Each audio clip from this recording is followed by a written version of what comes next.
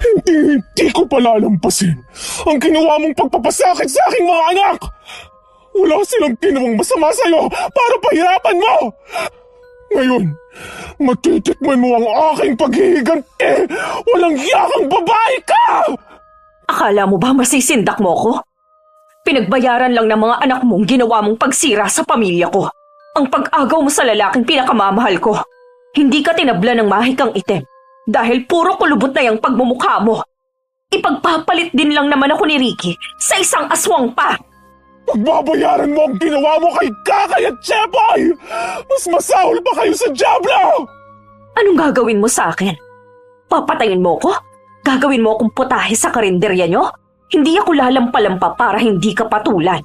Dahil ikaw ang tatadtarin kung lintik ka! Isa kang hangal! Wala kang karapatang saktan ng mga bata! Ito ang sayo! Ay! Bitiwan mo kung animal ka!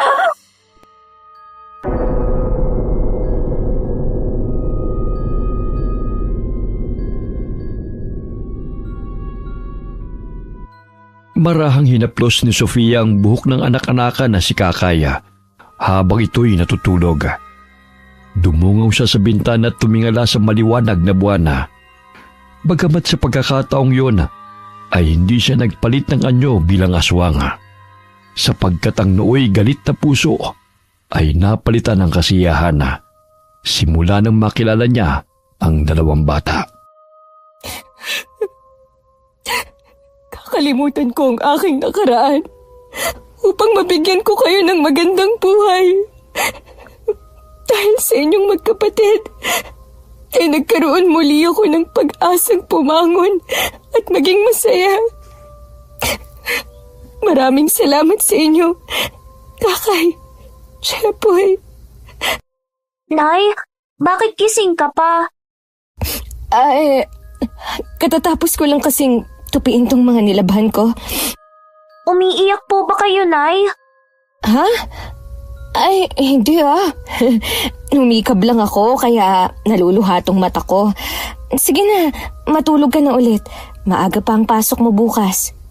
Nanay Sofia, maraming salamat po sa pag-aalaga mo sa amin ni Jepoy. Kahit hindi ka namin totoong nanay, ngunit minahal at inalagaan niyo po kami. Nay, mahal na mahal ka namin. Huwag niyo po kaming iiwan, ha? Siyempre naman, mahal ko kayong dalawa. Kahit hindi man kayo nanggaling sa sinapupunan ko, palagi naman kayong nasa puso ko. Kaya nga mga anak ko kayo at hindi tayo magkakahiwalay. Dito ka sa gitna namin ni Jepoy matulog, Nay. Sige ba? Mahigpit na niyakap ni Kakay si Sofia at hinalik-halikan sa pisngi. Simula nang dalhin siya ng bata sa tinitira nilang barong-barong, ay itinuring na siya ng mga ito na nanay. Nagsumikap si Sofia na itaguyod ang pangangailangan ng dalawang bata. Kakay, gumising ka na. 6:00 na Maligo ka na. Pinag-init na kita ng tubig para hindi ka ginawin. Ang sarap pa sanang matulog, Nay. Hindi pwede yan, anak. Kailangan mong pumasok sa eskwela. Bumangon ka na. Baka mamaya mahuli ka pa sa klase. Nakapagluto na ako ng almusal, tsaka inihanda ko na ang babaunin mo rito. May trabaho ka ba ngayon, Nay? Ay oo, pero sinabihan ko si Lola Paz na 7:00 na ako makakapasok. Sila na muna ni Aling Inday ang magluluto ng ibang putahe sa karinderya.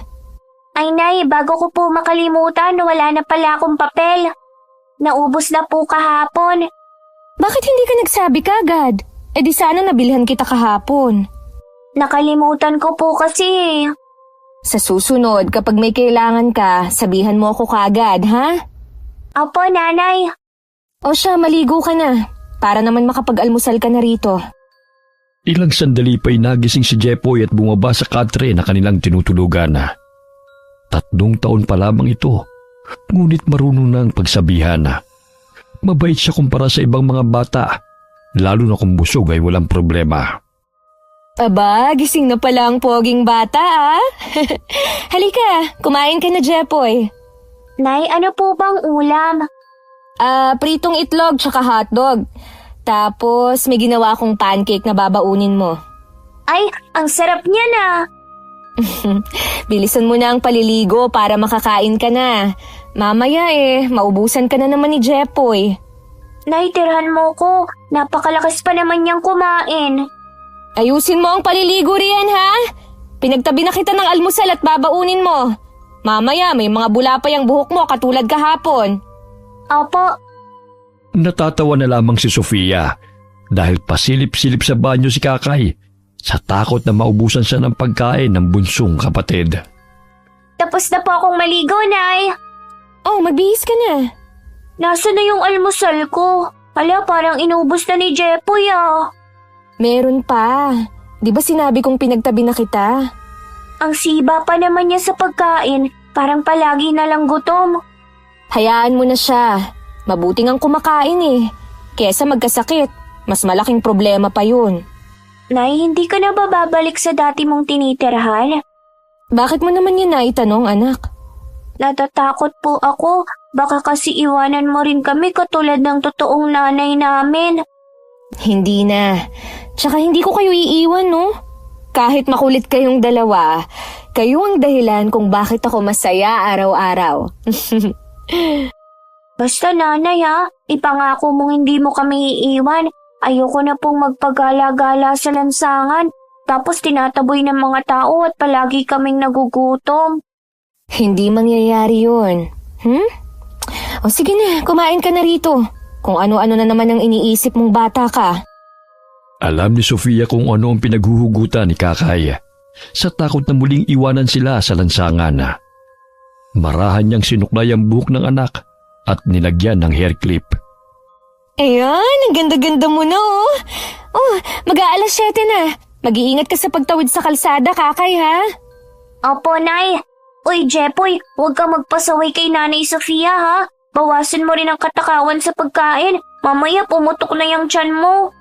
Mabait naman tong si Jepoy, Oh, parang kaklase mo yun, Sumabay ka na sa kanya. Ay, oo, si Jessica. Sige, Nay, alis na po ako, ha? Matamis na halik ng bata ang dumapo sa pisngi ni Sofia bago ito umalis ng bahay. Malapit lamang ang karinderyang pinagtatrabaho niya sa paaralan, maging ang maliit na bahay na tinitirhan nila. Iha, nakapagluto na ako ng adobo at nilaga. Nakapagsaing na rin ako. Pero hinahanap-hanap talaga ng mga suki yung sisig at kaldereta na luto mo. Pasensya na po kayo, Lola. Mabuti na nga lang po at bumalik na ang gana ni Jepoy sa pagkain Kahapon, ayaw talagang kumain dahil may sinat. Ayos lang yon, Iha. Pwede naman nating paggawan ng silid tong karinderya Para dito na kayo tumirang mag-iina kasama ko. Nang sa ganun hindi ka na mahirapan pa na magpalipat-lipat. Luma na rin yung barong-barong na tinitirhan nyo Talaga po ba, Lola? Kung hindi po kalabisan tatanggapin ko po ang alok nyo sa akin. Matanda na ako, Sofia, at wala ng pamilya. Ang lupang kinatatayuan ng karinderyang to Parte ko pa sa lupang pinaghatian naming magkakapatid. Marami-rami na tayong mga suke dahil nasarapan sa mga luto mo. Hindi magtatagal aasenso ka, Iha. Mabait kang bata. Kaya sa'yo ko naiiwan ng karinderya. At ang lupang ito kapag namatay na ako. Kayo na naging pamilya ko buhat na makilala ko kayo. Lola, magkakasama pa po tayo ng matagal. Palalaguin pa po natin ang karinderya na magkasama. Alam mo, Iha, sa dinami-dami ng pamangking kong natulungan ni isa sa kanila walang nakaalala na bisitahin man lang ako. Yan siguro kung wala ka ng silbi. Dahil nakapagtapos na sila sa pag-aaral at nagkaroon ng kanya-kanyang trabaho. Ginugol ko ang buong buhay ko sa pagtatrabaho nun sa ibang bansa. Hindi na ako nagkaroon ng pamilya dahil sa pagtulong ko sa kanila. Pero ngayon wala na sila at hindi man lang ako kinukumusta. Lola, nandito kami ng mga bata para samahan ka. Malaki po ang pasasalamat ko sa inyo dahil binigyan niyo ako ng trabaho. Kung lumago man ang karinderyang to, dahil yan sa sipag mo. Pwede lang ang gawing maliit na restaurant ito eh. Eh, pwede po, Lola. Lalo na't pinaliligiran tayo ng mga gusali. Mabuti nga po, hindi niyo ipinagbili ang lugar niyo eh. Ang ganda ng pwesto ng restaurant kung sakali. Sinabi mo pa, Iha. Magaling ka pa namang magluto. Lalo na ang sisig. Dinadayo talaga ng mga mamimili. 5 minuto na lang maluluto na pala to. Tamang-tama sa pananghalian. Sa susunod na linggo paparenovate ko tong karinderya. Para naman bago sa paningin ng mga tao. Eh, opo, Lola. Magandang ideya nga po yan. Lumipas ang 2 buwan ng pagpapagawa ng karinderya. Naging mini-restaurant na ito at may malaking karatula ng Paz Restaurant. Walang pagsidla ng tuwa si Sofia at Lola Paz nang matapos ang matagal na nilang pinapangarap. Lola, ang ganda po ng restaurant. Yung mga itinuro niyong ibang putahe sa akin, pagbubutihin ko pa po. Pangako, tutulungan ko kayong palaguin ito. Matanda na ako, Iha. At ikaw na ang nagmamanage sa restaurant na ito. Alam mo bang naramdaman ko ang tunay na halaga ko sa isang tao na hindi ko namang kadugo? Maraming salamat sa malasakit at pagmamahal na ibinigay mo sa akin. Ikaw lang ang nag-aalaga sa akin sa panahong nagkasakit ako na hindi humihingi ng kapalit. Napakabusilak ng iyong kalooban, Sofia. Napakaswerte ng 2 bata sa iyo, Iha. Binabalik ko lang po sa inyo ang lahat ng kabutihan niyo sa akin. Alam kong may mga hinanakit kayo sa inyong mga pamangkin. Pero hindi natin sila mapilit kung sadyang kinalimutan na nila kayo. Ngunit ang nasisiguro ko hindi ko po kayo pababayaan. Alam mo ba, Iha? Noon walang araw na hindi nila ako tinatawagan dahil nanghihingi ng pang-tuition. Sadyang maawain ako kaya agad naman ako nagpapadala ng pera sa kanila. Pero doon ko nalaman na pera lang ang habol nila sa akin. Nung magretiro ako at wala na silang masyadong nahihingi. Huwag na po kayong umiyak. Nandito po kami ni Jepoy at Kakay para sa inyo. Pasensya ka na, Iha, kung nagiging emosyonal na naman ako. O siya, dumadami na ang mga tao. Tutulungan na kitang mag-serve ng pagkain. Dinigsa ng mga parokyano ang restaurant. Karamihan sa kanilang mga suki ay mga driver. Bukod sa mura, ay masarap pa ang putahe at pasok sa budget. Samantala, mahigit 1 taon nang nakakalipas ng huling magkita sina Sofia at Ricky. Ngunit patuloy pa rin niyang hinahanap ang dating kasintahan. Nasaan na kaya ngayon si Sofia? Ilang beses na akong pabalik-balik sa dati naming bahay, pero wala pa rin balita sa kanya.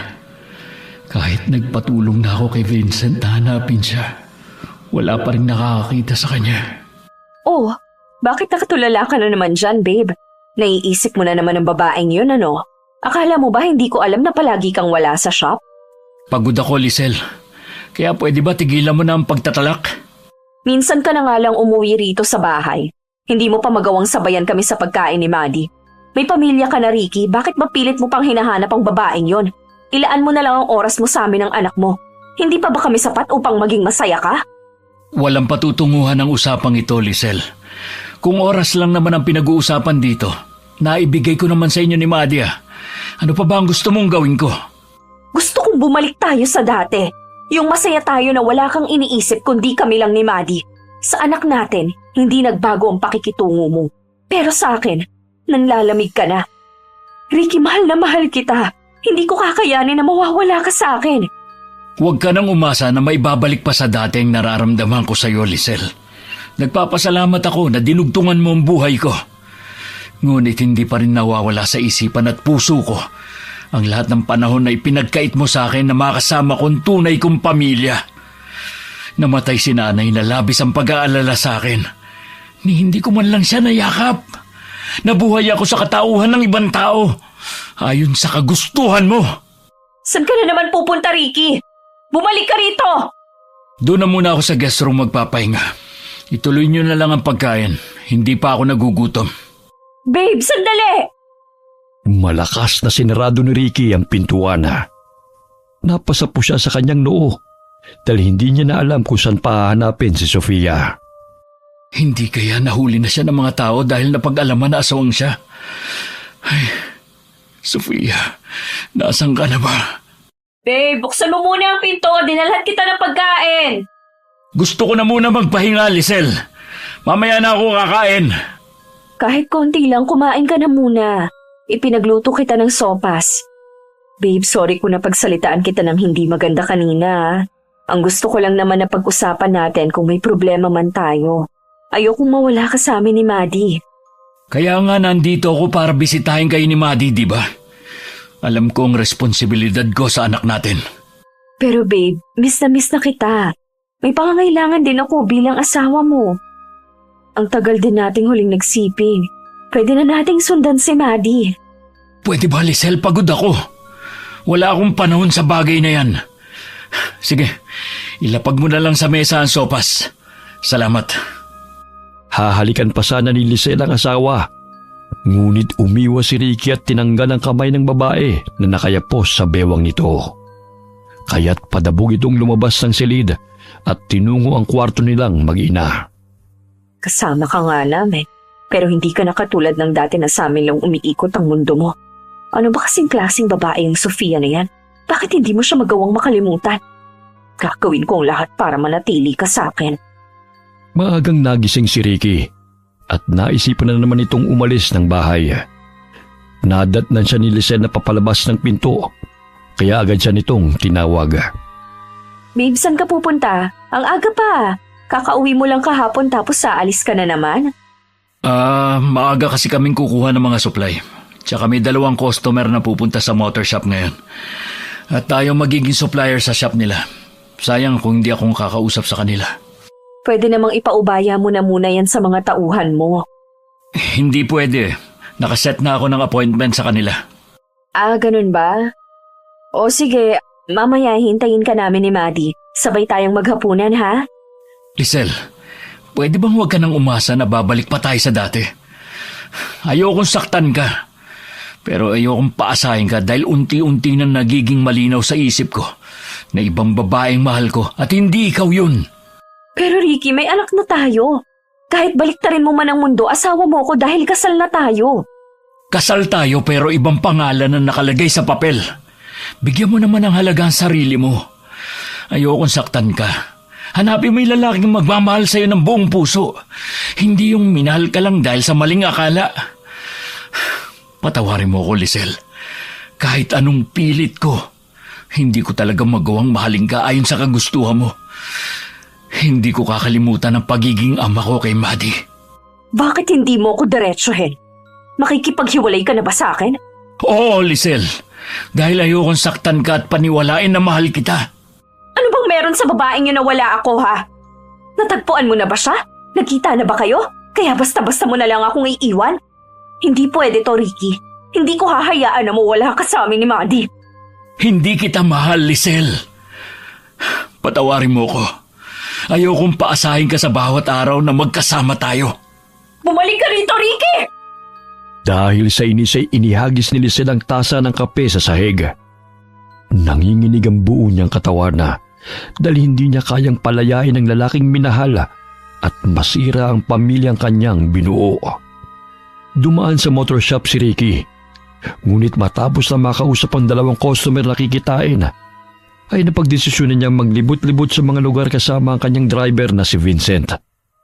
Bukod sa paghahanap ng maliliit na shop na maaari nilang maging customer, ay nagbabaka sakali rin siyang makita si Sofia sa mga baryo. Nakaramdam siya ng gutom, kaya saglit silang napahinto sa maliit na restaurant. Sandali lang. Parang pamilyar ang lasa ng sisig na to. Hindi kaya si Sofia nagluto nito? Eto palang libreng sabaw, iho. Kain lang ng kain, ha? Lola, masarap po ang putahe na niluluto nyo rito. Pwede ba malaman kung sino nagluto nitong sisig at kaldereta? Talagang masarap ang mga putahe rito, iho. Lola, ako na po rito. Magpahinga na ho kayo.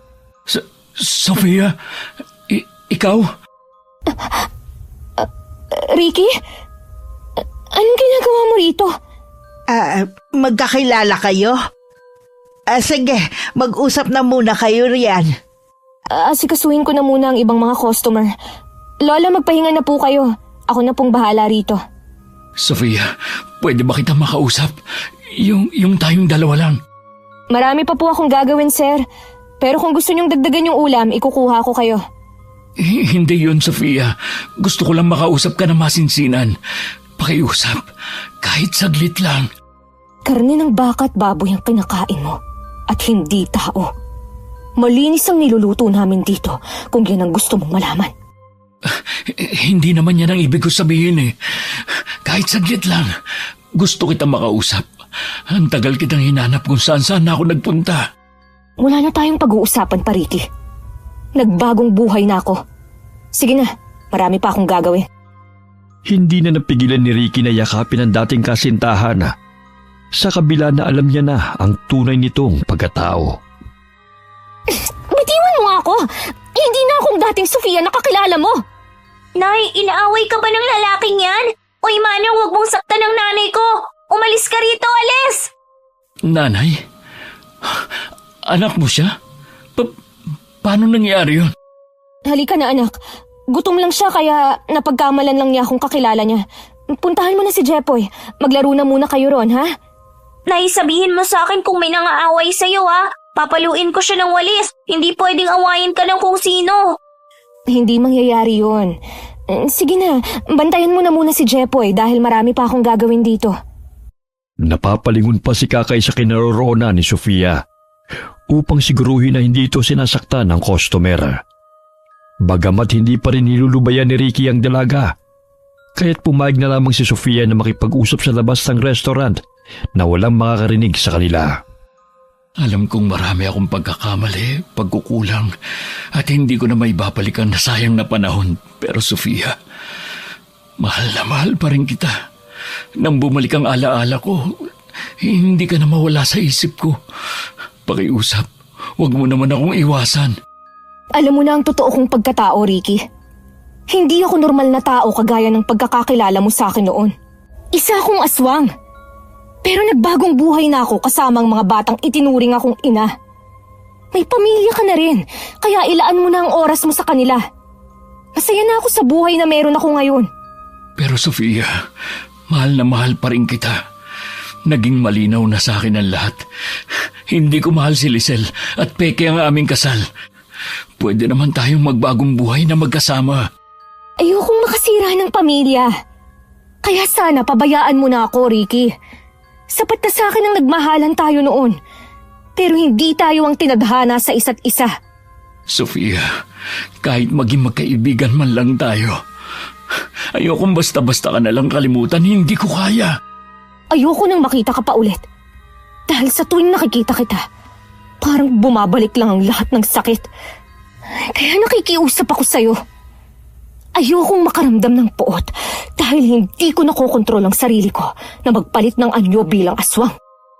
Tatalikod na sana si Sofia, subalit mahigpit siyang niyapos ni Ricky at humagulgol sa iyak. Sana hindi na lang ako umalis noon. Kung nakinig lang sana ako sa'yo, di sana magkasama pa tayo hanggang ngayon. Wala ka na bang natitirang pagmamahal sa akin? Kahit konti. Bitiwan mo nga ako, Ricky! Hindi na kita mahal! Sana maintindihan mo yon. Pero sana wag mo naman akong pagbawalang bisitahin ka. Pinangako ko noon kay nanay na aalagaan kita. Marami mang nangyari noong magkalayo tayo. Pero babawi ako ngayon. Wag na, Ricky. Alam kong ginagawa mo to para sa sarili mo. Nang sa gayon, hindi ka guluhin ng konsensya mo. Kahit sabihin mo pang mahal mo ko, hindi mo maipagkakaila na naging masaya ka sa buhay na meron ka ngayon. Sa marangyang buhay na ibinibigay sa'yo ng asawa mo. Kaya nga kita hinanap para bumawi. Mamuhay tayo gaya ng dati. Kahit na ano ka man, tanggap kita, Sofia. Paano anak mo? Sisirain mo ang masayang pamilya mo para lang sa akin? Kahit anong gawin mo, Ricky, hindi mo na maibabalik ang lahat sa dati. Nangyari na ang dapat na mangyari. Buo na ang desisyon ko. Ayoko nang makita ka pa ulit. Kaya sige na, umalis ka na dahil marami pa akong gagawin. Sofia, pakiusap. Huwag mo namang gawin sa akin to. Agad na tumalikod si Sofia at iniwan ang dating kasintahan. Masakit man sa kanya ang talikuran ng pinakamamahal. Ngunit kailangan niyang gawin yun dahil ayaw niyang makasira pa ng pamilya. Sofia, napapansin kong kanina pa yung kaibigan mo rito Pero hindi pa umaalis. Nagkausap na ba kayo? Opo, Lola. Hayaan niyo na siya. Maya-maya ay aalis din yan. Nakikita ko lungkot sa kanyang mga mata. Kausapin mo ulit. Baka naman may gusto pa siyang sabihin. Wala na po kaming dapat na pag-usapan pa, Lola. May kanya-kanya na kaming buhay. Dati mo ba siyang iniibig, Iha? Siya po yung dati kong nobyo. Pero may pamilya na po siya. Tapos na po ang lahat sa amin. Kaya wala na dapat kaming pag-usapan pa. Alam mo, Iha, nakikita ko sa iyong mga mata na mahal mo pa rin siya. Maging siya, hindi maikukubli na mahal ka pa niya. Kaso nga lang, hindi na pwedeng maging kayo ulit. Gaya ng sinabi mo na may pamilya na siya. At ikaw masaya na sa mga anak-anakan mo. Si Aling Inday na po ang maghuhugas ng mga kaldero. Magpahinga na po kayo, Lola. Kami na po ang bahala rito. O sige, uuwi na ako Basta kausapin mo ng mabuti ang dati mong nobyo at paliwanagan mo. Sa gayon hindi na manggulo pa sa'yo. Tinapik ni Lola Paz ang balikat ni Sofia bago lumabas sa karinderya at umuwi sa kanyang bahay na malapit lamang din doon. Magsasara na kami, Ricky. Umuwi ka na. Tsak na, hinihintay ka na ng iyong mag-ina. Sofia, tinapos ko na sa amin ni Lisel. Pakiusap, huwag mo naman ako ipagtabuyan. Nakikiusap din ako sa'yo. Huwag mong sirain ang pamilya mo dahil lang maaapektuhan na yung anak nyo. Isipin mo naman siya. Kailangan niya ng buong pamilya. Kaya umuwi ka na sa inyo at ayusin mo ang relasyon niyong mag-asawa. Minahal mo na ang babaeng kinilala mong asawa noon. Kaya wag mo na akong guluhin pa. Malungkot na umalis sa restaurant si Ricky. Bagamat hindi man lamang niya nakikita sa mukha ni Sofia ang pananabik, kaya't ganun na lamang ang panlulumo niya. Ilang araw siyang hindi umuwi sa mansyon na tinitirhan nila ni Lisela. Kaya't ganun na lamang ang inis ng babae dahil pinanindigan na nito ang makipaghiwalay. Hindi ako papayag na magkahiwalay tayo, Ricky. Sisiguraduhin kong babalik ka sa akin. Pumasok ito sa guest room kung saan natutulog si Ricky sa tuwing umuwi ito sa mansyon. May nakita siyang larawan na kinunan pa noong graduation nito at may kasama itong babae. Ito siguro ang Sofia na sinasabi ni Ricky. Aso nga lang hindi malinaw ang mukha dahil nabasa. May naitago talaga siyang larawan Pues sisiguraduhin kung hindi kayo magkakabalikan. Napaawang ang labi ni Lisel nang pumasok si Ricky sa kwarto. Pigil ang kanyang iyak dahil sa galit. Bakit ngayon ka lang umuwi? Mahigit 2 linggo na. Para malaman mo, tumawag ako sa shop pero sinabi ng tauhan mo na may meeting ka. Kanino, Ricky? Sabihin mo sa akin, sa babaeng nasa larawang to, ha? Patuloy mo pa rin ba siyang hinahanap at umaasa ka pang magkakasama kayong muli? Lisel, nagkausap na tayo, di ba? Pwede bang pakawalan mo na ako? Makakahanap ka ng lalaking magmamahal sa'yo ng totoo. Hindi yung dahil lang sa maling akala o Akin ka lang, Ricky, at ako lang ang nagmamay-ari sa'yo. Wala nang iba. Pwede ba, Lisel? Hindi ako narito upang makipag-away. Gusto ko lang nakausapin ka na mahinahon. Ibabalik ko ang lahat ng bagay na ibinigay mo sa akin. Ang kotse, ang shop, ang... Hindi ko naman pinapabalik yun sa'yo Ang gusto ko lang makasama ka. Mahigpit na niyakap ni Lisel si Ricky. Subalit kinalas nito ang mga braso ng babae na nakapulupot sa kanyang bewang. Tapos na tayo, Lisel. Tama na ang pagkukunwari. Hindi ko kayang ipagpatuloy pa ang kahibangan na ito. Maging ang pangalan ng namayapa mong kasintahan, pinangalan mo pa sa akin. Si Paul ang pinakasalan mo, hindi ako. Mahal mo pa si Paul, kaya binuhay mo siya sa pagkatao ko. Dahil nagluluksa ka pa nung panahon na natagpuan mo ko. Nakikiusap ako sa'yo. Tama na. Hindi mo ako pwedeng iwan, Paul. I mean, Ricky. Hindi ko naman binabawi ang lahat ng yaman na ibinigay ko sa'yo. Umuwi ka lang dito. May buhay rin ako. Hindi mo ako manika na kailangan mong pasunurin sa kagustuhan mo. Paano si Maddie, ang anak natin? Bibisitahin ko siya rito. Hindi ko kakalimutan ng responsibilidad ko sa kanya bilang ama niya. Pero hindi ko na magagampanan na maging asawa mo, Lisel. Ricky! Ibinalik ni Ricky ang lahat ng ari-arian na ibinigay sa kanya ni Lisel. Tanging ang talyer lamang ang natira sa kanya dahil siya din naman ang naghirap doon. Umupa siya ng maliit na apartment at namuhay ng payak. Halos mabaliw si Lisel sa paghahanap kay Ricky kung saan ito naroon. Klingid sa kaalaman ng babae na gumagawa na ito ng paraan upang muling mapalapit kay Sofia. Ineng, parang may customer na yata tayo Abay, ang aga naman yata. Hindi pa nga tayo nagbubukas Luto na naman itong sisig at adobo, Lola. Ako na ang magbubukas ng pinto. Alam mo namang hindi makapagantay ang mga customer natin, lalo na ang mga tsuper. Sinabi mo pa. Sige, buksan mo na ang pinto, baka gutom na yan. Good morning po, sir. Ang aga nyo naman. Wala pang ang 7:00. Good morning, Sofia. Bulaklak para sa'yo. Ricky? Ano na naman bang ginagawa mo rito? Sinabi na huwag ka nang bumalik dito, di ba? Bakit naman hindi? Gusto kitang makita. At saka customer naman ako. Na-miss ko yung mga niluluto mo. May pambayad naman ako Pwede ba, Ricky? Ang aga-aga mong nanggugulo rito. At isa pa, mamaya, magsisidatingan ng mga customer at nakakaabala ka. Hindi na naipagpatuloy ni Sofia ang kanyang sasabihin nang bigla siyang hinalikan ni Ricky sa labi. Nagulat siya sa ginawa ng lalaki. Itinulak niya ito palayo, bagamat mas humigpit ang pagkakayapos nito sa kanya.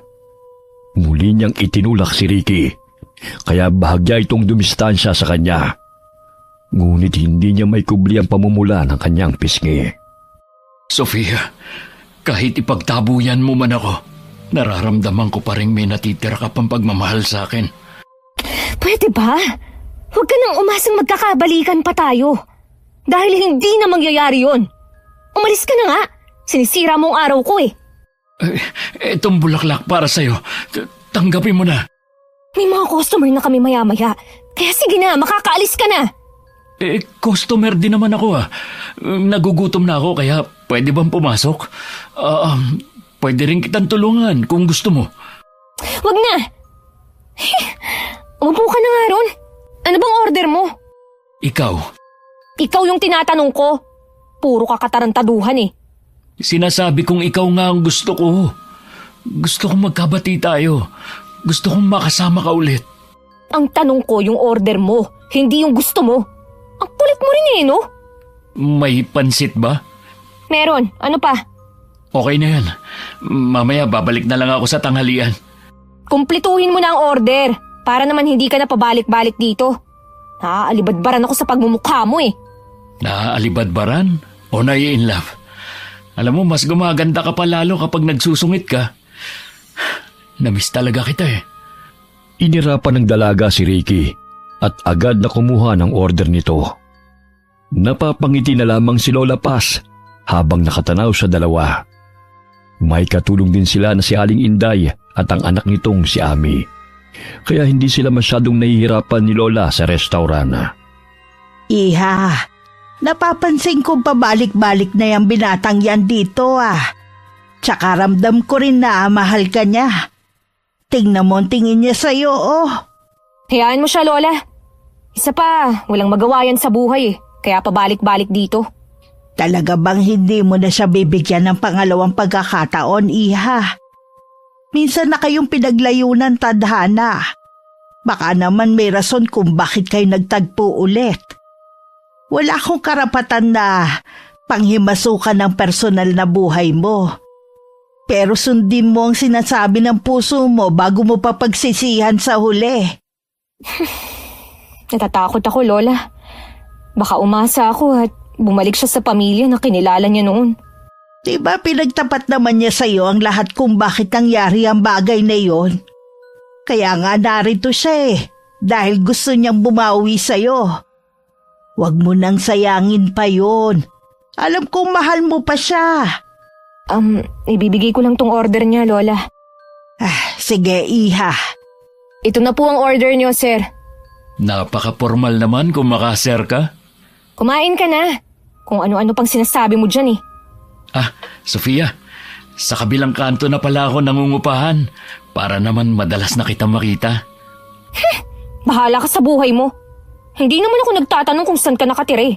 Tsaka, hindi ako interesado, no? Wala lang, na-share ko lang. Ang sungit mo naman. Malakas ang kabog ng dibdib ni Sofia matapos na makaharap muli si Ricky. Pabalik-balik sa kanyang isipan ang pangyayaring hinalikan siya ng lalaki. Wari bumalik ang dati niyang pagmamahal sa kasintahan. Bagamat nangingibabaw sa kanyang isipan ang takot na maiwan muli dahil may sarili na itong pamilya. Kung tatanggapin ko siya ulit, edi parang magiging kabit niya ako. Ang saklap naman kung magkakaganon. Aswang na kabit ba ang tawag sa akin? Uy, ayoko. Ba, ang lalim naman ang iniisip mo. Gusto mo bang tulungan na kita sa pagliligpit? Pwede ba? Umalis ka na nga rito. Makakatulong ka kung umuwi ka na. Sus, tulungan na nga kita riyan. Akin na nga yung mga pinggan. Ako na magdadala sa lababo. Huwag ka nang masungit dyan, ha? Nagulat sila nang biglang may pumasok na babae sa restaurant na wari gustong sugurin si Ricky. Dito ka lang pala nagpupunta. Kung saan-saan na kita hinanap. Nasaan ang babae mo, ha?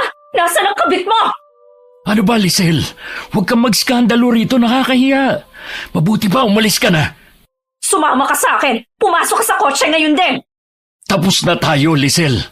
Hindi mo na maaaring kontrolin ang buhay ko. May sarili akong isip at buhay na gusto ko. Hindi pwedeng masusunod na lang ang lahat ng kagustuhan mo. Minsan mo na akong kinontrol. Ayoko na mangyari pa yun ulit. Umalis ka na lang, pwede ba? Hindi. Sasama ka sa amin. Mababaliw ko kapag nawala ka sa akin, Ricky. Nandito ba ang kabit mo, ha? Iharap mo siya sa akin. Ricky! Umalis ka na, Lisel. Nakakaabala ka na sa mga taong kumakain. Hindi ako papayag na mapunta ka sa iba, Ricky. Sisiguraduhin kong magiging miserable ang buhay ng sino mang mga aagaw sa'yo. Mawalang galang na sa'yo, Eneng, ha?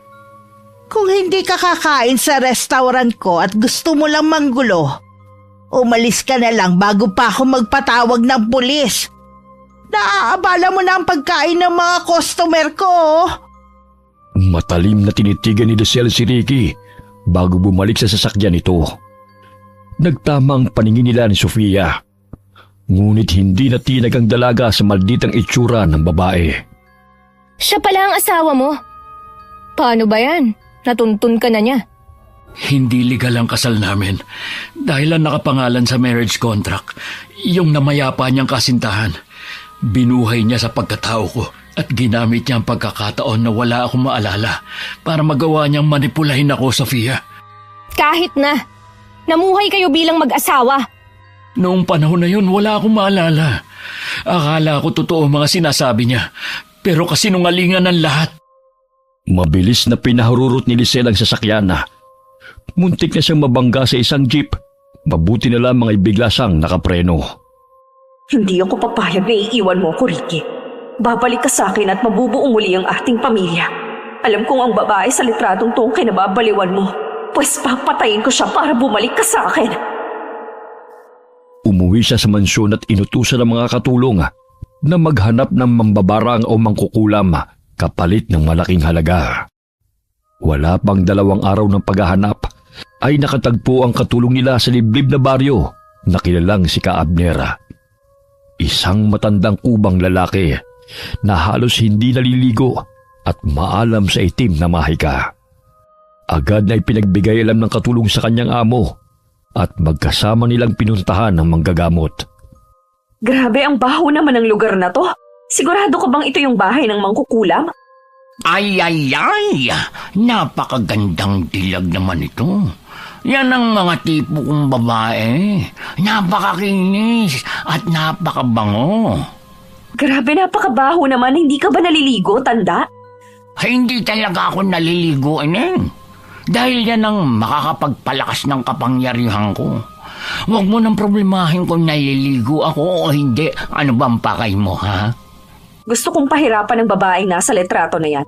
At ang lalaking yan ay gusto kong bumalik sa akin. Gayumahin mo para muli niya akong mahalin. Nabura naman ang mukha ng babae sa litrato, ha? May malinaw ka bang larawan dyan? Ay wala, tanda. Basta gawin mo na lang ang lahat upang pahirapan yan. Babayaran kita ng malaking halaga. Hindi ko magagawang pahirapan siya ng direkta sa pisikal. Kung ganitong hindi malinaw ang kanyang mukha, ngunit sa emosyon, magagawa ko. Sa pamamagitan ng pagpapahirap sa kanyang mga mahal sa buhay. O ikaw na ang bahala. Tapos ang lalaking yan, gawin mong lahat upang bumalik siya sa akin. Ay, andali naman. Ito, ipainom mo sa taong gusto mong gayumahin para maging patay na patay siya sa'yo. Sa loob ng sunod-sunod na 7 araw na walang mintis. Parang ipot ng kambing to ah.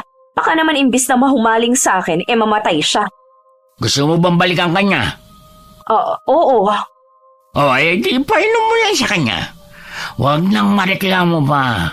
Hindi yan ipot ng kambing. Halamang gamot yan na may sangkap na luha ng butiki at pinatuyong dugo ng mag-asawang uwak. Luha ng butiki? Kailan pa umiyak ang butiki? Ipainom mo na lang yan at huwag nang magreklamo. Binugahan ng hininga ni Ka-Abner ang litrato. Nalanghap ni Lisel ang hininga ng matanda, kaya't napaubusa sa sobrang baho. Pati si Pilyo hindi nyo nagagawa? Huwag mo akong pakialaman sa paraan ng pagpapalakas ko ng aking kapangyarihan at panggagamot. Gusto mo bang gawin ko ang kagustuhan mo o umalis ka na lang dito? Gawin mo ang utos ko! Ay kung gayon, tumahimik ka dyan.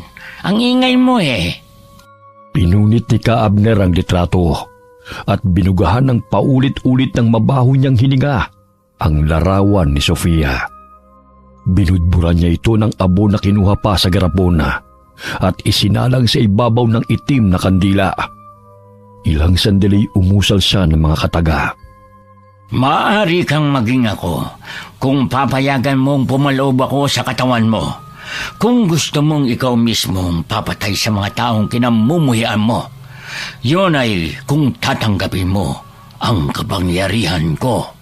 Gusto kong maging malakas para patayin ang sino mang hahadlang sa amin ng mahal ko. Pero ayoko namang maging kasing baho mo, tanda. Kaluluwa at kapangyarihan ko ang papasok sa katawan mo, hindi ang katawan ko. Basta kasing lakas mo ayos lang, wag lang kasing baho mo. Sa oras ng pangangailangan mo sa labang ito, dahil hindi natin nasisiguro na hindi lalaban ang kanilang panig. Ikaw na ang bahala riyan, basta pahirapan mong babae na yan, tanda. Itong paunang bayad. Kulang to, Neng. Babalikan kita para sa susunod na bayad kapag nasimulan mo ng pahirapan siya. Hindi sapat ang pera. Ano pa ba ang dapat? Dadagdagan ko yan kapag nagawa mo ng pinag-uutos ko. Di mo pa nga nagagawa kahit isa. Ang pag-aalay ng kaluluwa ang siyang magpapalakas sa ritual. Bumalik ka rito sa araw ng Martes. Sa gayon, ikaw mismo magsasagawa ng ritual. Maaari ka nang umalis sa ngayon. Huwag mong kalimutan na ipainom niyang ibinigay kong tableta sa taong gusto mong mabaliw sa'yo. Bakit pa ako babalik rito? Hindi mo ba kayang gawing mag-isang pinapagawa ko? Ay! Di ba gusto mong pahirapan ng isa rito? Kailangan ng presensya mo sa gagawing ritual dahil ikaw may kahilingan na pahirapan siya, di ba? Ang iyong buot ang siyang magpapalakas sa kapangyarihang itim na aking papakawalan. O siya, sige. Aalis na ako ngayon dahil hindi ko na kaya ang baho ng amoy sa lugar na to. Dali-daling lumabas ng kubo ang babae. Hinatid siya ng tingin ng matandang lalaki na nakangisi pa at nanilisik ang mga mata. Samantala, napapadalas ang pagkikita ni na Sofia at Ricky. Bagamat hindi pa rin naging kampante ang dalaga na tanggapin muli si Ricky sa kanyang buhay. Nay, sino bang lalaki na yon? Bakit palagi kanyang inaabangan? Kakilala ko. Gusto lang na makipag-usap. Nay, baka kukunin ka niya sa amin Huwag kang sumama sa kanya. Hindi niya ako kukunin. Kayo na ang pamilya ko, di ba? May pupuntahan ba kayo? Sumakay na kayo dito sa tricycle. Kailan ka pa namasada? Ngayon lang. Ihatid ko na kayo. Saan ba ang punta ninyo? Hindi na. Sasakay na lang kami ng tricycle. Mamaya pa dadaan ng mga yun. Huwag na kayong mahiya, libreng sakay naman to eh. Dahil sa pagpupumilit ni Ricky, pumayag na lamang si Sofia. Ilang sandali na pahawak si Kakay sa tiyan nito dahil nakaramdam ng kirot. Maya-maya'y nagsuka ito. Aray, Nay! Ang sakit ng tiyan ko! Bakit naman biglaan ang pagsusuka mo? Pareho lang naman tayo ng kinain Sandali, papahiran ko lang ng langis ang tiyan mo. Nay, ang sakit! Aray! Dali na natin siya sa ospital. Baka naman kung napaano na siya. Sige, wala naman siyang nararamdaman kanini. Bago naman ang niluto ko. Baka naman pinasok lang ng malamig na hangin ng tiyan niya. Pero iba na ang pagsusuka niya. Kakay, dadalhin ka namin sa ospital Huwag kang mag-alala, anak. Sabihin mo kay nanay kung anong mga nararamdaman mo, ha? Aray, hindi ko na po kaya ang sakit. Malapit na tayo sa ospital, anak. Konting tiis na lang. Biglang napakurap-kurap si Sofia nang may maaninag siyang itim na anino ng tao na biglang sumalubong sa tricycle na sinasakyan nila. Bigla itong nawala ng banggay ni Ricky. Ricky, nakita mo ba yun? Ang alin? Yung may aninong itim na binangga mo. Ngunit bigla na lang siyang nawala. Wala akong nakita. Nandito na tayo. Sandali at bubuhatin ko si Kakay. Nandito na tayo sa ospital, anak. Mamaya, mawawala na rin ang sakit, ha? Nanlalamig na ang kamay ng bata at namumutla. Dahil lahat na ng pagkain ay inilabas na nito. Nurse, tulungan niyo po kami. Ang anak ko bigla na lang pong sumakit ang tiyan at nagsusuka. Ricky, tingnan mo. May maliliit na bato na sumasama sa sinusuka ni Kakay. Hindi naman siya kumain ng ganyan Ayan na ang doktor. Kailangan na ma-examine siya para makasiguro tayo. Anak, nandito na ang doktor. Huwag kang matakot, ha? Dahil gagamutin ka nila.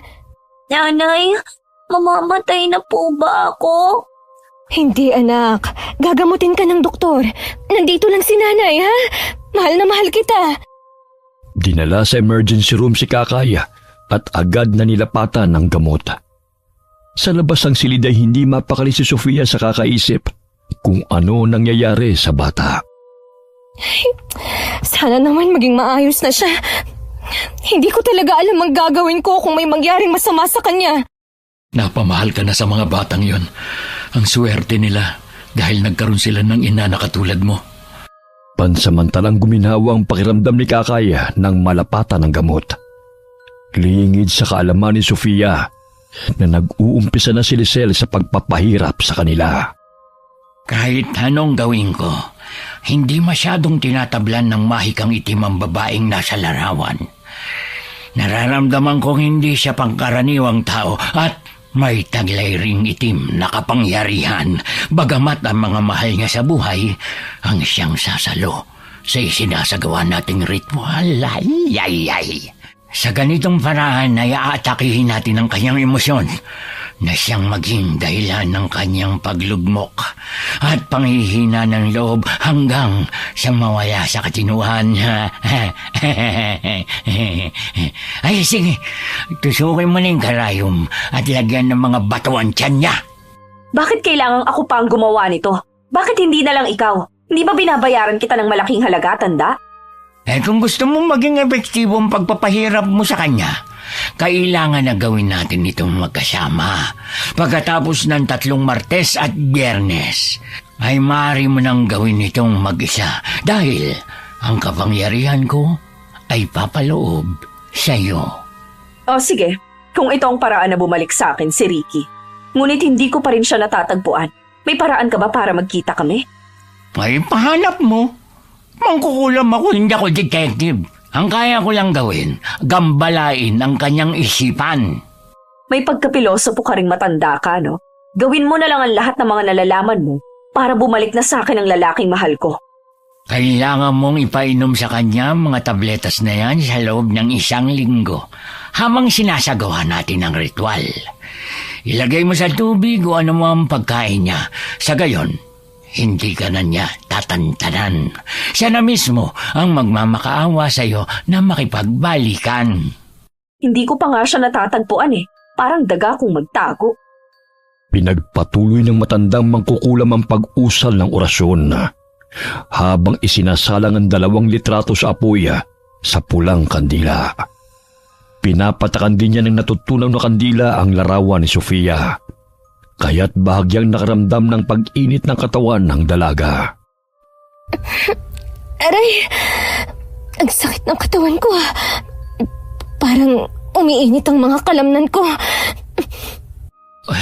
Gusto mo ba ng tubig? Sandali, ikukuha kita. Pakikuha ng langis sa bag ko. Kakaiba ang nararamdaman ko ngayon. Hindi ko naman ito nararamdaman dati. Noon, ang nunal lang sa aking likod ang kumakati. Ngunit ngayon, ang buong katawan ko na ang mahapti. Heto, ako na magpapahid ng langis sa katawan mo. Ano bang nangyayari sa akin? Baka may allergy ka. Namumula ang balat mo. Sandali, tatawagin ko lang ang doktor. Hindi. Parang sinusunog ang laman ko. Ayan. Nawawala kapag pinahira ng langis. Hari ko'y kinagamitan ako ng itim na kapangyarihan. Nararamdaman ko ang negatibong enerhiya sa paligid. Maging ikaw, mag-iingat ka, Ricky. Dahil hindi ka rin ligtas. Itim na kapangyarihan? Anong ibig mong sabihin? Hindi lahat maipapaliwanag ng siyensya. May mga pangyayaring hindi ka panipaniwala na dulot ng itim na kapangyarihan. Katulad ko, nagmula ako sa angkan ng mga aswang. Ngunit ang negatibong enerhiya na umaaligid sa atin ay parang mula sa mga taong may labis na hinanakit at puot. Ayan. Unti-unti nang nawawala ang init sa katawan ko. Alam mo na rin naman na hindi ako normal na tao gaya ng pagkakakilala mo sa akin dati. Ricky, nakikiusap ako sa'yo. Sana walang makakaalam nito, lalo na ang mga bata. Ayokong matakot sila sa akin. Hindi naman ako nagpapalit ng anyo bilang aswang dahil masaya ako nakapiling sila. Siguro, pinaglayo tayo noon dahil hindi ako normal na tao. Nanggaling kami ni nanay sa angkan ng mga aswang na manggagamot. Kaya nga lang, umalis kami sa kabundukan dahil tinugis kami ng mga tao sa pag-aakalang si nanay ang pumatay sa bata. Hindi kami masama, Ricky. Sa katunayan, mabuting aswang si nanay at tumutulong siya sa mga may sakit. Ayoko rin naman na maging aswang Ngunit wala naman akong magagawa kundi tanggapin na lang ang katotohanan na nagmula ako sa lahi ng mga aswang. Kahit mapaaswang ka man, multo o engkanto, hindi pa rin naaalis sa akin na mahal kita, Sofia. Ikaw pa rin ang babaeng sumuporta sa akin at walang inisip kundi ang kapakanan ng iba. Maraming nagmamahal sa iyo kahit sino o ano ka pa dahil sa kabutihan ng puso mo. Nabasag ang kanilang pag-uusap nang lumabas ang doktora. Sinabi ng doktor na normal ang laboratory ni Kakaya. Ngunit laking pagtataka nila kung bakit nagkaganoon ang bata. Nakatulog na ito at maaari nang ilipat sa ward. Ay, salamat naman kung ganun. Baka bukas makakauwi na rin kami. Teka, tatawagan ko lang si Lola Paz para hindi na yun mag-alala. Tsaka si Jepoy, iniwan ko lang kanina kay Aling Inday Hello, Lola? Hindi po kami natuloy ni Kakay sa pamamalengke. nandito kami ngayon sa ospital dahil bigla pong sumakit ang tiyan niya at nagsuka. Kumusta na siya? Ayun, nakatulog na po siya. Nalapatan na po ng gamot eh. Gusto ko sanang makausap ka ng personal. Papupuntahin ko ngayon dyan si Ami at umuwi ka rito. May sasabihin lang ako sa iyo na importante. Tungkol saan po ba yan, Lola? Basta sasabihin ko sa iyo kung nandito ka na sa bahay. Sige ho. Oh, parang may problema din sa bahay niyo ah. Nag-aalala nga ako eh. Doon na lang ni Lola sasabihin sa akin pag nakauwi na ako. Papunta rito si Ami para bantayan muna si Kakay. Nandito lang ako para sa'yo. Pinisil ni Ricky ang kamay ng dalaga at tipid na napangiti. Batid niyang kinakabahan ito dahil sa malamig ang palad ni Sofia. Sandali, parang may lumalabas sa ilong mo, Ricky. Parang may kumakalaw. Aray! Ano ba to? Uod! Ricky, uod nga! Ha? Bakit may lumalabas na uod sa ilong ko? Etong panyo, suminga ka! Binarang ka, hindi ako nagkakamali. Dahil sa itim na anino na umaaligid kanina at negatibong enerhiya na nararamdaman ko. Meron pa ba? Sandali, titingnan ko. Wala na. Sino kaya may kagagawan nito? Baka naman yung asawa mo. Si Lisel? Ay, may iba ka pa bang asawa? Wala, pero wala siyang alam sa mga ganitong bagay. Aalamin natin yan. Maghahanap ako ng mga halamang gamot, pantaboy sa mga masasamang enerhiya. Samantala, napasigaw si Lisel nang mapansin na nilagyan ng matandang mangkukulam ng uod ang litrato ni Ricky. Hoy, tanda! Gusto mo pang barangin si Ricky? Tignan mo, nilalagyan mo na ng ungkod yung larawan niya. Pasensya na, Ineng.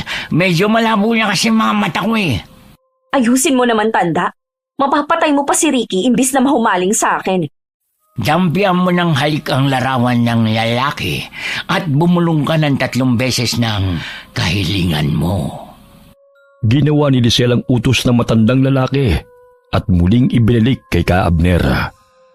Pangising inilagay ng matanda ang litrato ni Ricky sa tubig at pinalutang-lutang. Aray! Sandali! Parang sakit ng ulo ko. Ano nangyayari sa'yo, Ricky? Nanunumbalik si Lisel sa isipan ko. Hindi maaari ito.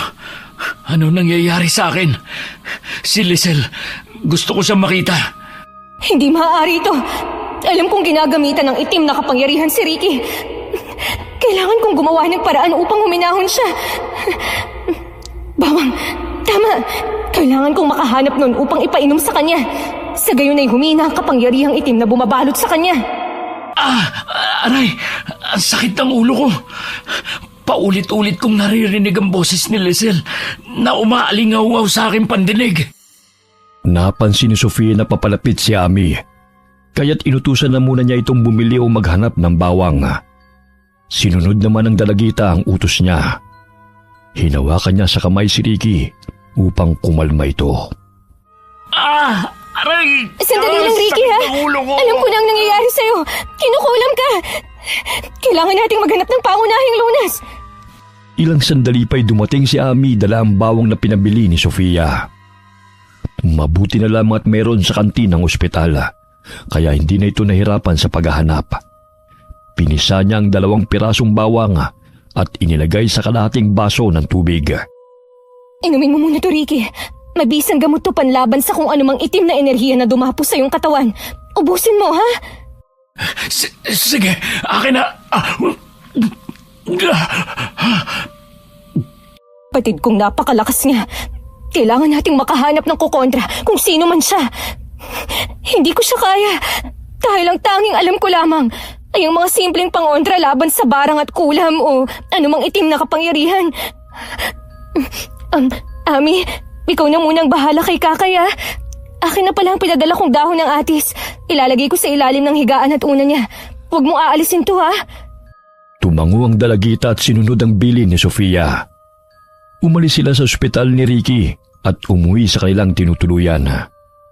Pagdating nila sa karinderya, nadat na nila si Lola Paz na nagsisindi ng kandila sa altar nito. Iha, Napakalakas ng mahikang itim na pabalik-balik rito. Nararamdaman ko siya.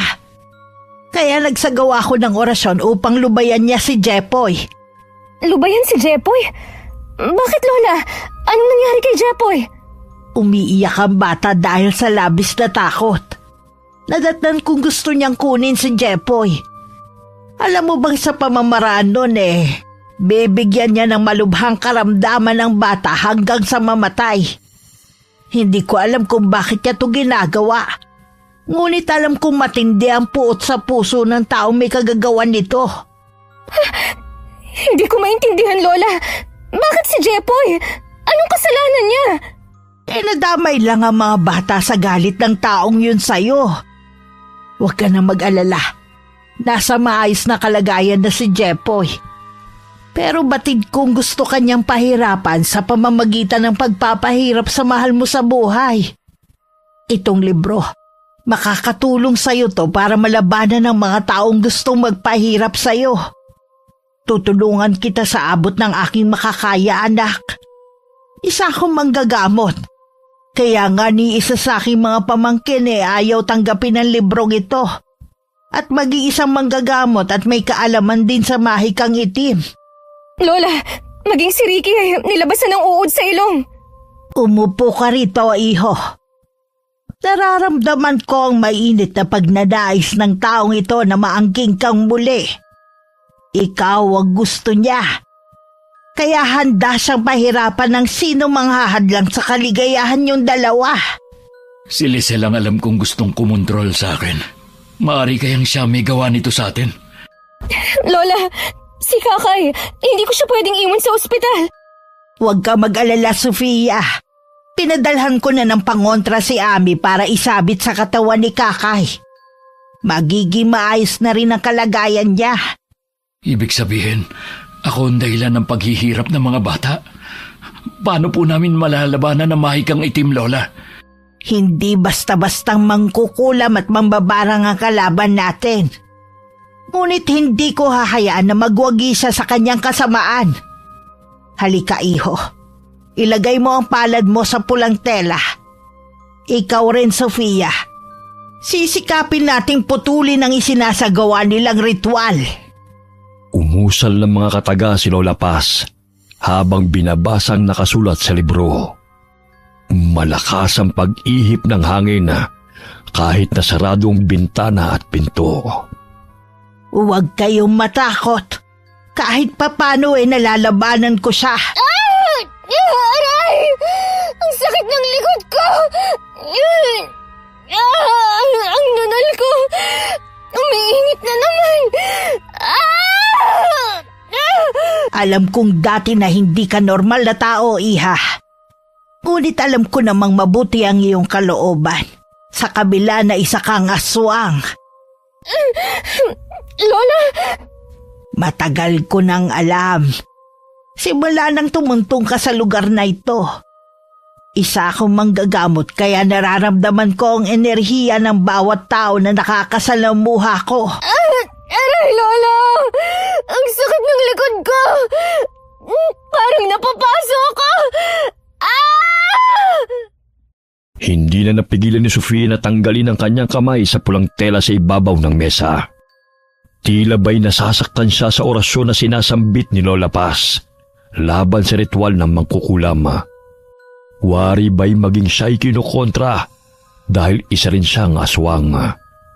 Umumbok ang likod ni Sofia at nagpalit siya ng anyo bilang aswang.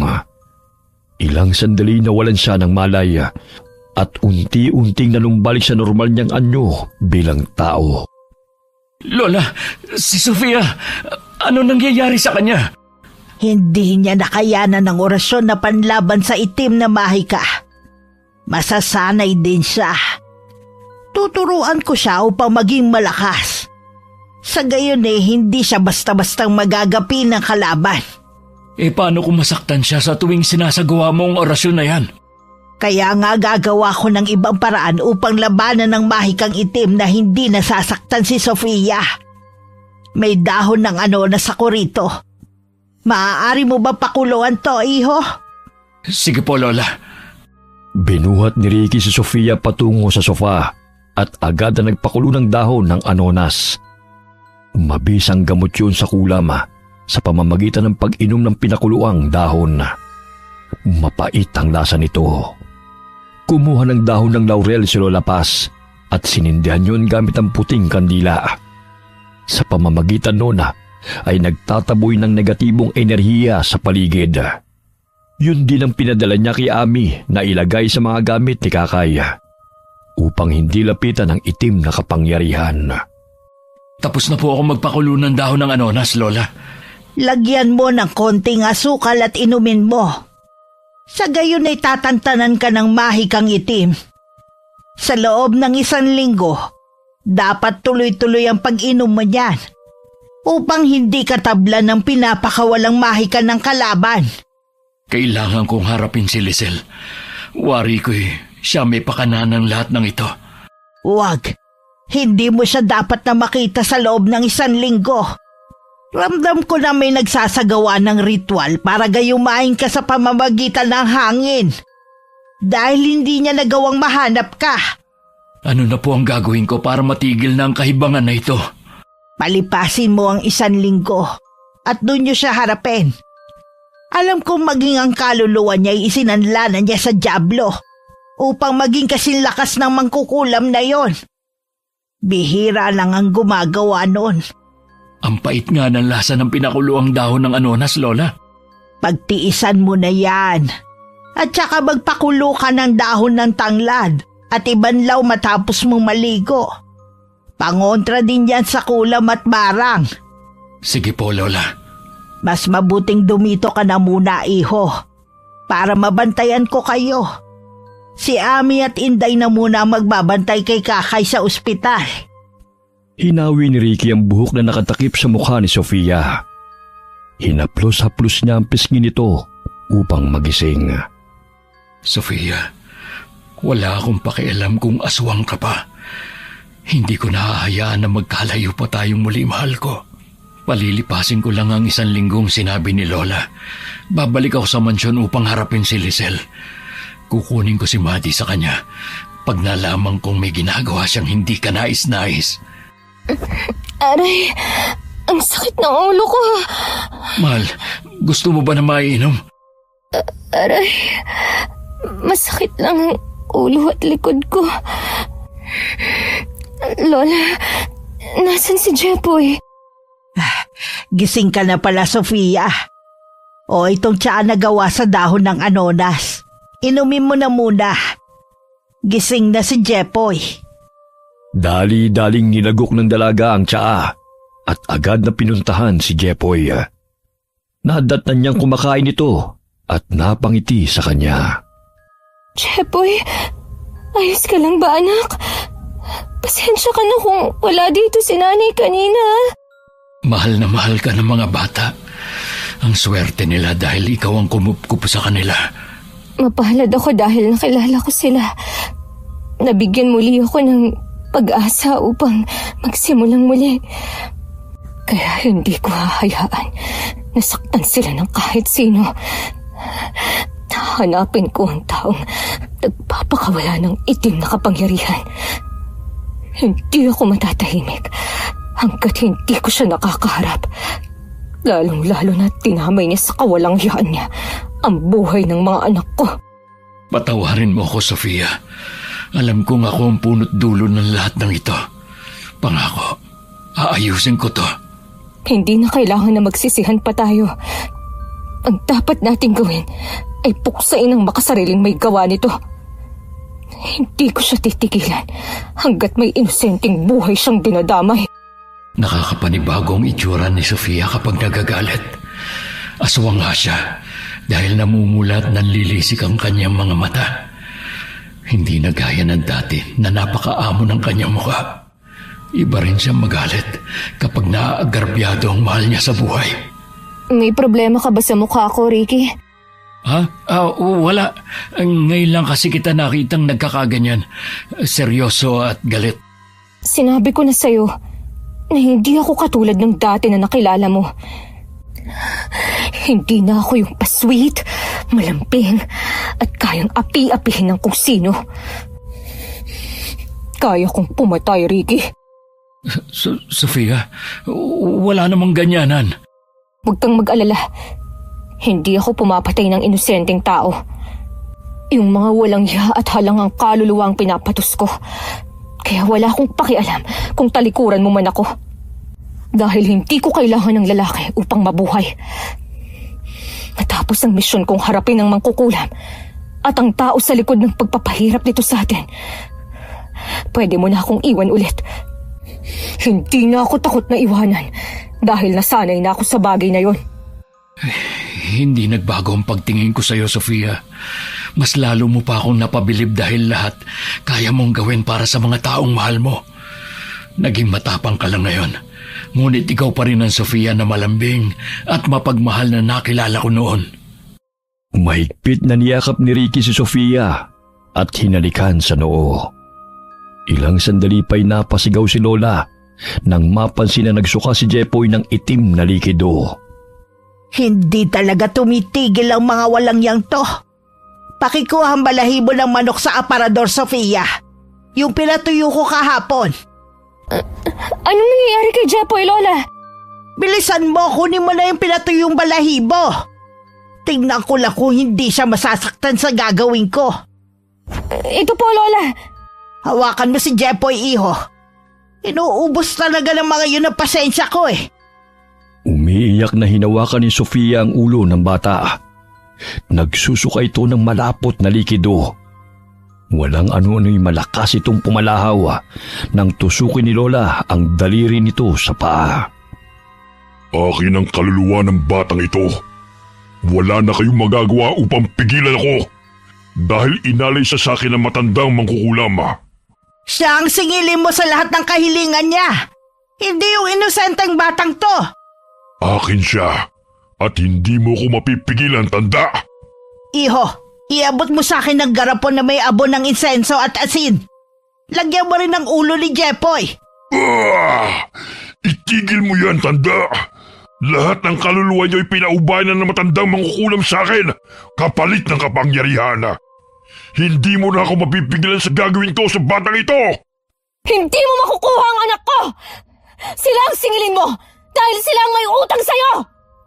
Kinuha ni Sofia ang langis na Biyernes Santo na benditado at ibinuhos sa ulo ni Jepoy.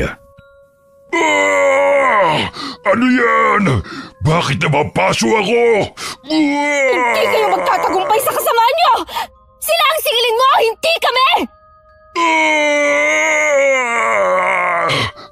Lola, natigil na ang pagsusuka ni Jepoy. Matamlay na ang katawan niya. Ano na ang gagawin natin ito? Aray! Jepoy, bitiwan mo ko! Jepoy, anak! Bitiwan mo ang Tito Ricky mo! Ikaw, babae! Alam mo ba ikaw ang dahilan kung bakit naghihirap sila ng ganito? Dahil napakalandi mo! Mang-aagaw ka! Kung sino ka magsumanib sa katawan ng anak ko, lubayan mo siya! Wala siyang kasalanan! Kung galit ka sa akin, ako na lang ang parusahan mo! Bumalik ka pa talaga, ha? Itong sayo! Aray! Tigilan mo yung paghahampas sa akin! Ano ba yan? Titigil lang ako kung aalis ka sa katawan ng aking apo. Huwag mo kong pilitin na patayin kita ngayon. Alam kong hindi ka na ang diablong sumanib sa apo ko kanina, kundi ang mangkukulam na nagpapahirap sa apo ko. Muling kinuha ni Lola ang garapon na may lamang insenso at asin at binudbud sa katawan ni Jepoy. At paulit-ulit na hinampas ng buntot ng pagi ang katawan nito. Kahit na mahina ang paghampas sa katawan ng bata, wari impit na palahaw ang pinapakawala ng sumanib sa katawan nito. Maya-maya'y nanghina na naman ang katawan ni Jepoy at umiyak. Jepoy, anak, andito si nanay. Itali mo muna ang pulang tela na may sangkap na halamang gamot kay Jepoy. Sa gayon hindi na muling bumalik ang sumanib sa kanya. Napakalakas nila. Ngunit alam kong nasaktan ko sila. Hindi ko sukat akalain na mangyayari itong muli matapos ang 3 dekada.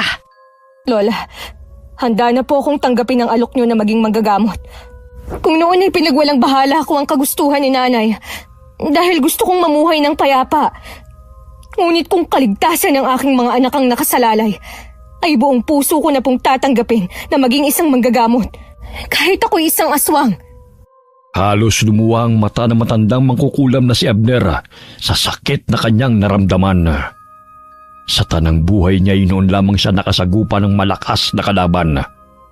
Wari bumalik sa kanyang sakit na pinadapo niya sa batang si Jepoy. Kung mamamatay ito, ay may alay siyang kaluluwa sa Diyos-Diyosan niyang Diablo. Ining, mukhang natalo tayo ng kalaban. Ngunit hindi pa huli ang lahat. Dahil mas lalakas ang puwersa natin kung papayag kang magkaisa tayo. Anong ibig mong sabihin? Matanda na ako, kaya hindi na nakayanan ng katawan ko. Subalit, patuloy na magiging malakas ang kapangyarihan ko kung may sasaniban akong katawan.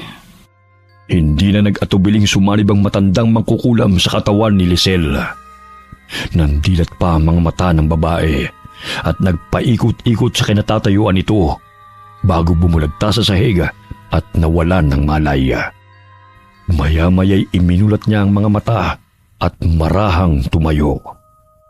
Naninag niya sa replika ng salamin ang biglang pagbabago sa kanyang mukha. Naging kulay abo ang buhok at kilay ko. Nakararamdam din ako ng kakaibang lakas sa aking katawan. Totoong patay na nga siya at sumanib siya sa katawan ko. Kailangan ko makaalis rito. Magagawa ko ng lahat ng gusto ko at mapapasunod ko ng sino man ang aking nanaisin. Iniwan ni Lisel ang bangkay ng matandang mangkukulam na nakabulagta sa lupa. Dilat ang mga mata nito at animoy natuyo ang katawan. Dinala niya ang mga gamit ng matanda sa pangkukulam. Kinabukasan, nakalabas ng ospital si Kakay. Ilang araw ding hindi nagbukas ng karinderya sina Lola Paz at Sofia dahil sa pangyayari. Kapag masama ang pakiramdam mo, sabihin mo kagad kay nanay, anak, ha? Hindi na po sumasakit ang tiyan ko, Nay. Di ba kaibigan mo siya? Dito na ba siya titira kasama natin? Pansamantala lang naman, anak. Pero aalis din naman siya kapag maayos na ang lahat. Ayaw mo ba nandito ako, Kakay?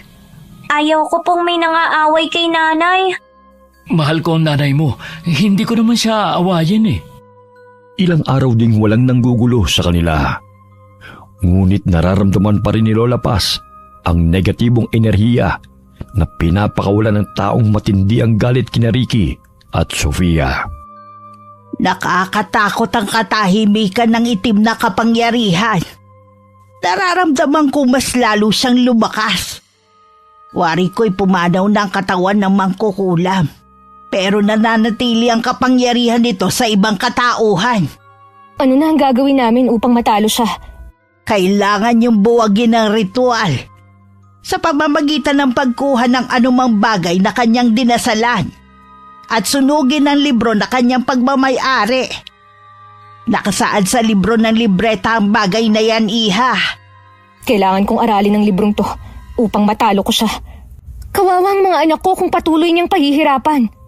Bukas pupunta ako sa mansyon. Bibisitahin ko si Maddie at mamanmanan ko ang kilos ni Lisel. Mag-iingat ka, iho.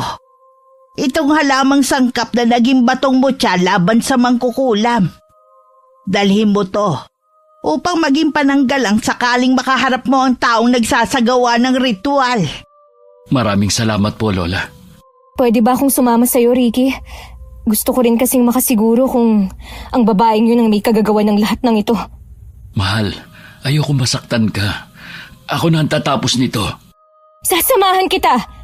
Baka mapano ka pa ron. Tsaka ayokong tumunganga na lang dito at...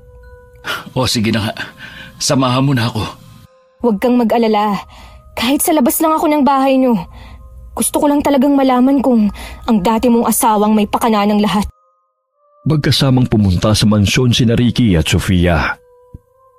Hindi mapapansin ang takot sa mukha ng dalaga, kundi ang kagustuhang malaman kung sino ang tao sa likod ng pagpapahirap sa kanyang pamilya. Huminto ang taksi sa tapat ng mansyon at agad silang bumaba. Nandito na tayo, mahal. Dito na lang ako sa labas maghihintay. Pero dumidilim na. Baka mapano ka rito. Masayos nga eh. Kaya ko ang sarili ko. Kaya wag mo akong alalahanin. Pinapasok ng katulong si Ricky matapos niyang mag-doorbell. Naiwan si Sofia sa labas at nagkubli sa mga halaman. Nagsumbong ang katulong kay Ricky. Nakakaiba na ang kinikilos ni Lisel.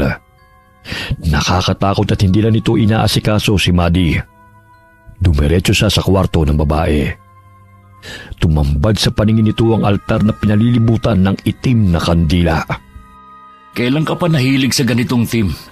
Mukhang horror room na itong kwarto mo. Mabuti at bumalik ka, babe. Alam mo, ang tagal kong hinintay ang pagbabalik mo. Nasasabik na ako sa'yo, Ricky. Bakit ganito tong kwarto mo? Ang kalat. Tsaka parang ang daming abubot na mga sungay. Itong libro, ano to? Huwag mong pakialaman yan, babe. Halika sa kama. Alam kong miss mo na ako. Saan ka ba nanggaling? Bakit ang tagal mo nagpakita sa akin? Ayun ang libro. Totoong sinabi ni Lola na pumaloob sa katawan ni Lisel ang kapangyarihan ng mangkukulam. Kailangan kong hanapin ang bagay na dinasalan ng ritual para mapawalang bisa ang kapangyarihang itim na sumusubaybay sa amin. Oh babe, bakit nakatulala ka na riyan? Sabi ka na bang maangkin muli ang katawan ko? Naghubad ng damit si Lisela, kaya't kitang-kita ni Ricky ang kabuuan ng kanyang katawan.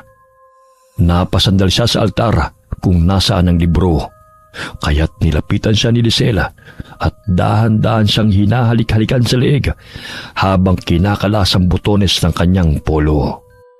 Namilog ang mga mata ni Ricky nang masipat ng kanyang paningin ang punit na litrato sa itaas ng librong itim na may nakapatong na itim na kandila.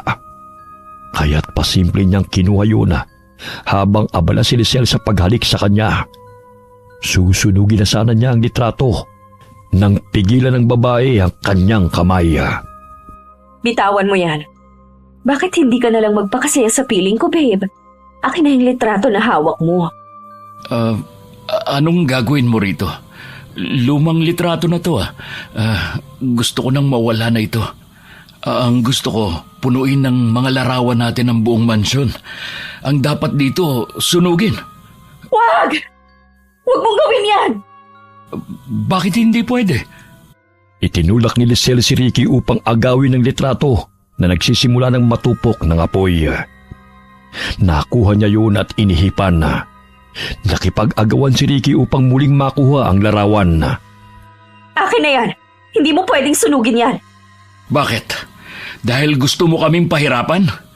Alam kong nakipag-ugnayan ka sa mangkukulam, Lisel. Hindi ka magtatagumpay sa kagustuhan mo.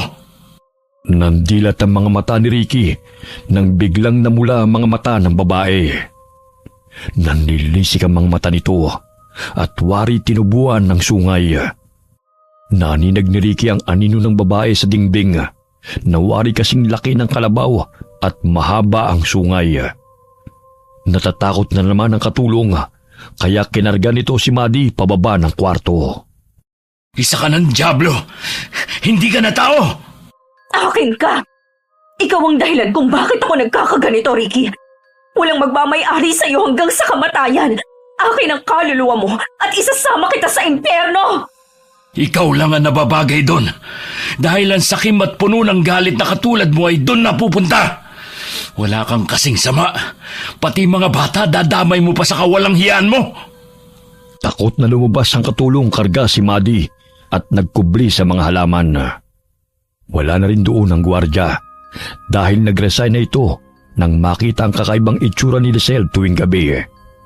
Kinausap ni Sofia ang katulong at napag-alaman niya kung ano nangyayari.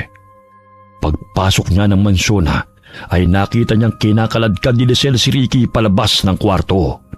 Hindi na nito magawang tabla ng mahikang itim ang lalaki dahil sa taglay nitong sangkap na bato na ibinigay ni Lola. Kaya ang tanging magagawa lamang nito ay saktan ng pisikal si Ricky. Akala mo mapipigilan mo ako sa isinasagawa kong ritual? Pues papatayin kita dahil hanggang kamatayan ay magsasama tayo! Nahihibang ka na! Baliw! Isa pang salita. Babalikin ko tong leeg mo. Hindi na napigilan ni Sofia na magpalit ng anyo bilang aswang nang makitang sinasaktan ng mangkukulam na si Lisel si Ricky. Aba, may hayop na naligaw. Sino ka namang pakialamera na napadpad rito? Walang iya ka! Bitiwan mo siya! Wala kang awa! Pati yung mga bata, idadami mo pa sa kangalan mo, hayop ka! Hayop? Sinong mas hayop ang wangis sa ating dalawa? Nagbibiro ka ata Aba naman, Ricky, siya ba si Sofia? Ipagpapalit mo lang din naman ako sa isang kuba at napakapangit na nilalang pa. Walang silbi rin palang pagpapahirap kung mapasakin ka ulit. Dahil ni kalingkingan ay walang-wala ang babaeng yan. Mas masahol pa sa hayop ang ugali mo! Maliksing sinugod ng aswang na si Sofia si Lisel. Bagamat mabilis na nakailag ito at inihagi si Ricky patungo kay Sofia. Dahilan na mabuwal silang dalawa. Kunin mo ang libro at ang bagay na dinasalan niya. Kukunin ko ang atensyon niya. Mag-iingat ka, mahal. Ikaw rin, mahal ko. Nagpambuno si Lisel at ang aswang na si Sofia. Hindi may pagkakaila na napakalakas ni Lisel. Dahilan na ibalibag niya ang dalagang aswang. Yan lang ba ang kaya mo? Lalampa-lampa ka ring hayop ka. Bakit na humaling si Ricky sa'yo gayong ang pangit mo rin pala? Bukod sa bako-bako mong likod. Dahil hindi masama ang ugali ko, katulad mong walang giya! Etong sayo! Bitiwan mo kung hayop ka. Mas lalo ko pang papapangitin yung mukha mo. Isa kang baliw! Wala ka na sa tamang katinuan! Kaya pinipilit mo ang mga taong ayaw na sa'yo! Hindi pagmamahal ang tawag doon! Kunti ang pagiging makasarili! Ano? Bahala na ang iba na maghirap basta maging masaya ka lang! Kahit na muntik ka nang makapatay ng dalawang inosenteng bata! Wala akong pakialam sa mga pinagsasabi mo. Sa akin lang si Ricky at wala nang ibang makakaangkin sa kanya. Patuloy na nagpambuno silang dalawa. Kaya pumasok si Ricky sa loob ng kwarto at muling hinanap ang litrato. Natagpuan niya yun sa sulok ng silid at agad na sinunog. Ito ang nababagay dito. Kailangan ang wakasan ng kasamaan mo, Lisel. Maging ang kapangyarihang itim na bumabalot sa katauhan mo. At ang librong ito. Ano nangyayari sa akin? Parang hinihigop ang enerhiya ko. Wag! Wag! Huwag magsunugin ang libro! Huwag! Tigilan mo yan! Paiba-ibang tinig na kumakawala sa kanyang bibig. Tuluyan na nga siyang nilamon ng kasamaan. Maging ang Diablo ay sumanib na sa kanyang katauhan. Pagbabayaran yung lahat ng ginawa niyong ito sa akin. Mga hayop kayo! Hindi ako matatahimik hanggat hindi natatapos ang kasamaan mo. Hindi ko hahayaan na saktan mo ang mga anak ko! Tuluyan ng nilamon ng apoy ang litrato, maging ang librong itim na mangkukulam. Lahat ng mga gamit sa loob ng kwarto ay isinilid ni Ricky sa bedsheet at sinilaban sa labas ng mansyon. Hanggang sa maging abo ang lahat ng mga gamit na mangkukulam. Nangingisay sa sahig ang babae dahil lumalabas ang mga aninong itim sa kanyang katawan. Unti-unti nang nilisan ng masasamang elemento ang katawan niya. Talagang binenta niya ang kaluluwa niya sa kasamaan para makapaghiganti at maangkin ka, Ricky. Kahit kailan, hindi mananalo ang kasamaan, mahal ko. Ayan, nanumbalik na ang kagandahan mo. Maraming salamat sa lahat ng tulong mo. At sorry sa lahat ng mga problemang ibinigay ko sa'yo. Tingnan mo siya, Ricky. Parang may kinakausap na naman. Pero nararamdaman kong wala nang negatibong enerhiya sa paligid. Nawala siya sa tamang pag-iisip. Ikaw bang babae ng mahal ko? Ibalik mo si Paul. Namatay siya ng dahil sa'yo. Ikaw na malinding babae ka.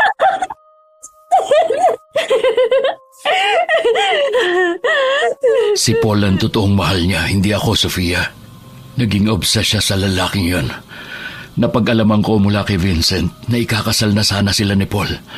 Kaso, nalaman niya na may relasyon pala ang lalaki sa pinsan niya 2 linggo bago ang kasal. Aksidente yung kinamatay ni Paul at ng babae, pero ayon kay Vincent, parang sinadya na tanggalan ng preno sa sasakyan nito. Siya ba ang may kagagawan nun? Walang matibay na ebidensyang makapagtuturo sa kanya. Pero siya ang tinuturo ng iilan sa kakilala nila. Nangingitim ang mga mata ni Lisel habang umiiyak at tumatawa. Tanging ang nag-aalaga na lamang kay Maddie ang natitirang katulong sa mansyon sa takot ng ibang katulong sa pagbabago ni Lisel. Tumawag ng doktor si Ricky upang ipasuri ang kalagayan ng babae. Sinabi ng doktor na wala na ito sa tamang katinuan, kaya kinakailangan na sumailalim sa gamutan. Dinala sa mental hospital si Lisela, kaya nasa pangangalaga ni Ricky ang anak nilang si Maddie. Pwede na ba kitang ligawan ulit, Sofia? Ikaw ang bahala kung hindi ka papagod. Hindi naman ako napapagod kapag nakikita ka eh. Gusto kong magsimulang muli, kasama ka at ng mga anak natin. Kung gusto mo, ampunin natin ang legal si Nakakay at Jepoy eh. Nang sa ganun, maging pamilya na talaga tayo. Talaga? Oo naman. Nagpatayo ng bahay sina Sofia at Ricky, katabi ng restaurant na pagmamayari ni Lola Paz. Pagkalipas ng ilang buwan ay napagdesisyonan ng dalawa na magpakasala at inimbita nila ang matalik na kaibigan ni Sofia. Halos tumalon sa tuwa si Clara nang makatanggap ng imbitasyon mula sa kaibigan niyang matagal na niyang hinihintay ang pagbabalik. Sa tulong ni Lola Paz na nagmula sa angkan ng mga babaylana, ginamot niya ang pagiging aswang ni Sofia. Kaya hindi na ito basta-basta nagpapalit ng anyo bilang aswang sa tuwing kabilugan ng buwan. Makalipas ang 1 buwan ay kinasal si Ricky at Sofia. Masayang namuhay ng payapa ang lumalaki nilang pamilya. Okay, katulad po ng request nyo, nagkaroon po ng part 2 ang kwento ni na Sofia at Ricky. Sana po nagustuhan nyo ang kwento nila. Shout out po tayo kina Billy Ray, Jenny May, kay Ray Buendia, Meng, Mirna, Anna Marie at kay Michael Del Rosario. Mula po kay Lucy Buendia ng Nueva Ecija. Hi kay Giray Janine. Hi Zachary Saranillo. Shout out kay Kakok Gabas galing kay Melchora Arcilia. Lagi pong nakikinig mula sa Bicol. Salamat po. Hi kay Maria Yokoyama from Japan. Hi kay Charito Nerona. Ganon din po sa mga kapatid niya na nasa ibang bansa. Kamusta po kayo? Hi kay Mamiliana Nalugon from Kadijay, Bohol. Shout out kay Nayoyon and Dylan Pisquera from Tambulig, Zamboanga del Sur. Hi kay Josephine De Los Trinos from Osaka, Japan. Alright, sana po napasaya namin kayo sa kwento namin. Marami pong salamat sa inyo and God bless all of you.